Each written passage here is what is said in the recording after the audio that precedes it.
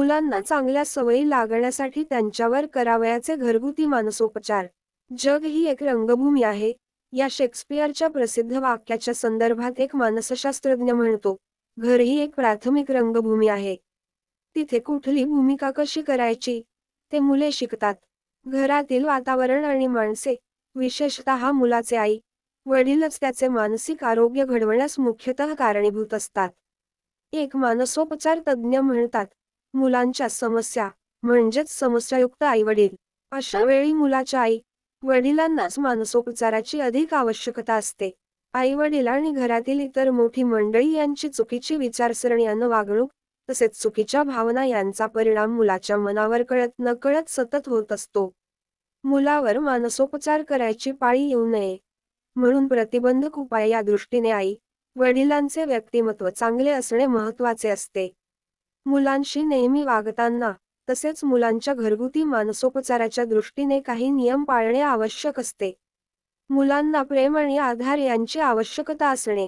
मुलाच्या मनात आई वडिलांचे आपल्यावर पुष्कळ प्रेम आहे, त्यांना आपण हवे आहोत आणि त्यांचा आपल्याला आधार आहे, अशा प्रकारच्या भावना निर्माण होतील. असे वर्तन आई वडिलांनी ठेवले पाहिजे. उदा. अधूनमधून त्याला जवळ घेणे, त्याला एकटे ठेवून फार वेळ घराबाहेर न राहणे इत्यादी गोष्टी केल्या पाहिजेत. एकापेक्षा अधिक मुले असल्यास डावे उजवे असे मुळीच करू नये. 2 मुलांत 3 वर्षांपेक्षा अल्प अंतर असेल तर मोठ्या मुलाकडे थोडेसे अधिक लक्ष द्यावे. आई वडिलांनी मुलांसमोर भांडल्यास त्यांना निराधार वाटणे. आई वडिलांनी मुलांसमोर भांडू नये.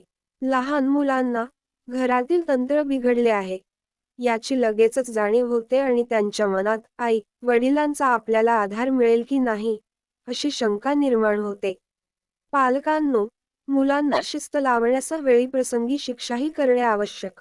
मुलांना प्रेमासह शिस्तही लावली पाहिजे, पण शिस्तीचा विपर्यास होऊ देऊ नये. विपर्यास झाला की समस्या निर्माण झाल्याच असे समजा.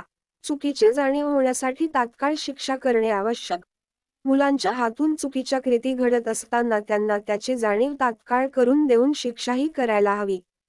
त्यावेळी आईने, थांब, संध्याकाळी बाबा घरी आल्यावर त्यांना तुझे नाव सांगते, असे म्हणून उपयोगी नाही.